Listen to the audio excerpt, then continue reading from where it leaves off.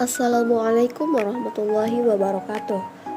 Perkenalkan, nama saya Nurma'watul Mu'amanah dengan NIM 46125021. Di sini saya akan memaparkan materi manajemen bisnis tentang fungsi perencanaan. Perencanaan, menurut Bond dan Kars, perencanaan adalah proses di mana manajer menetapkan tujuan, menilai kondisi masa depan, serta mengembangkan serangkaian tindakan yang dirancang untuk mencapai tujuan tersebut. Dari definisi tersebut, perencanaan mencakup 3 hal utama, yaitu menetapkan tujuan atau set objective, menentukan apa yang ingin dicapai oleh organisasi.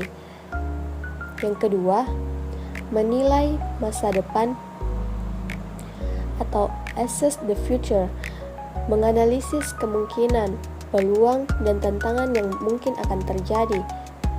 Yang terakhir, mengembangkan tindakan atau develop course of action, merancang langkah-langkah konkret untuk mencapai tujuan yang telah ditetapkan. Pengertian perencanaan. Perencanaan adalah suatu usaha proses yang rasional dan sistematis dalam menetapkan langkah-langkah kegiatan yang akan dilaksanakan guna mencapai tujuan yang telah ditetapkan. Perencanaan fungsi pertama dalam manajemen dan didefinisikan sebagai fungsi manajer yang menyangkut program. Selanjutnya yaitu teknik perencanaan. Teknik perencanaan menurut Rudyard Kipling ialah 5W tambah 1H, yaitu what, apa yang akan dilakukan, menjelaskan kegiatan, program, atau masalah yang akan dibahas atau diselesaikan. Why, mengapa kegiatan tersebut perlu dilakukan, menjelaskan alasan, latar belakang, atau tujuan dari kegiatan atau perencanaan tersebut. Who, siapa yang akan terlibat, menentukan pihak-pihak yang berperan, bertanggung jawab, atau menjadi sasaran kegiatan. When, kapan kegiatan itu akan dilakukan, menentukan waktu, jadwal, atau tahap pelaksanaan kegiatan. Where, di mana kegiatan akan dilakukan, menjelaskan lokasi atau tempat berlangsungnya kegiatan. Dan yang terakhir, how, bagaimana kegiatan itu akan dilaksanakan, menjelaskan cara, metode, strategi, atau langkah-langkah yang akan ditempuh. Dan selanjutnya, langkah-langkah perencanaan. Langkah-langkah perencanaan dimulai dari pertama, merumuskan tujuan secara jelas. Kedua, mengumpulkan data dan informasi. Yang ketiga, menganalisis data dan informasi. Keempat, merumuskan dan menetapkan alternatif pencapaian tujuan. Dan kelima, menentukan prioritas. Dan yang terakhir, menyusun langkah konkret untuk dilaksanakan. Nah, ini adalah langkah-langkah planning. Yang pertama, forecasting. Forecasting adalah menyusun suatu perkiraan kasar dengan mengantisipasi situasi pada masa depan. Ada 3 dimensi waktu yang diperhatikan, yaitu dimensi kelampauan, dimensi kekinian atau kesekarangan, dan dimensi keakanan atau masa depan yang akan dilakukan. Yang kedua, establishing objective, penetapan tujuan, yakni sesuatu yang akan dituju dan tercapai. Tujuan dapat dirinci jadi tujuan jangka panjang, menengah, dan pendek. Ada juga penggolongan tujuan umum dan khusus. Penjabaran tujuan berdasarkan faktor situasional dan kondisional peserta. Nah, yang ketiga, policy.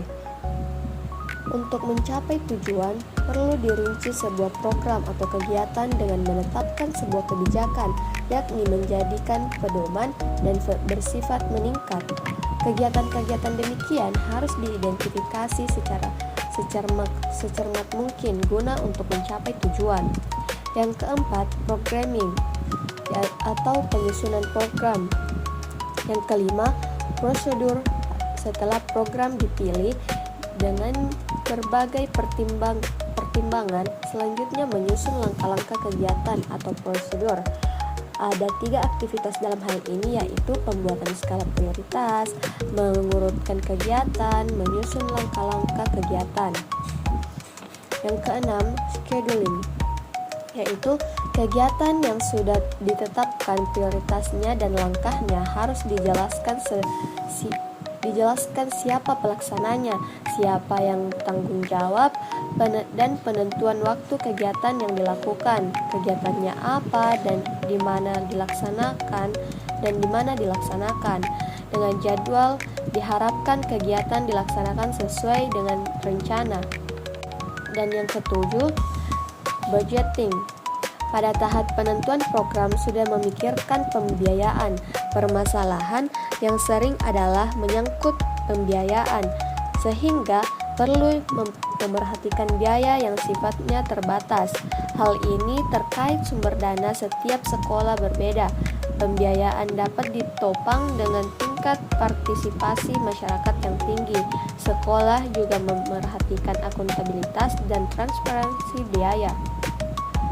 Di sini ada rehat. Rencanakan apa yang kita lakukan. Lakukan apa yang kita rencanakan. Jika kegiatan perencanaan sudah dilakukan, maka setengah kegiatan sudah kita lakukan.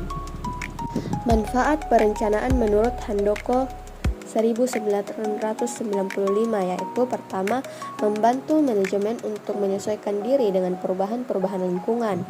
Yang kedua, membantu dalam kristalisasi persesuaian pada masalah-masalah utama. Yang ketiga, membantu penempatan tanggung jawab, lebih tepatnya memberikan cara pemberian pemerintah untuk beroperasi. Memudahkan dalam melakukan koordinasi di antara berbagai bagian organisasi, membuat tujuan lebih khusus, terperinci, dan lebih mudah dipahami, minimumkan pekerjaan yang tidak pasti, dan yang terakhir menghemat waktu, usaha, dan dana. Selanjutnya, berpikir strategis. Dimulai dari 4 pertanyaan mendasar, yaitu pertama, di mana kita sekarang? Kedua, kemana kita akan pergi? Yang terkait tentang posisi organisasi yang diinginkan, posisi keuangan yang ingin dicapai. Dan yang ketiga, bagaimana kita mencapainya? Dan keempat, bagaimana caranya kita tahu bahwa kita sudah sampai? Dengan analisis lingkungan terdiri dari 2 unsur, yaitu analisis eksternal dan analisis internal. Analisis organisasi dengan melaksanakan analisis SWOT, yaitu strengths atau kekuatan, opportunities peluang, weakness kelemahan, threats tantangan. Di sini kita dapat melihat strengths atau weakness yaitu lingkungan internal organisasi, opportunities dan threats yaitu lingkungan eksternal organisasi. Dan sekian penjelasan dari saya, kurang dan lebihnya mohon dimaafkan. Assalamualaikum warahmatullahi wabarakatuh.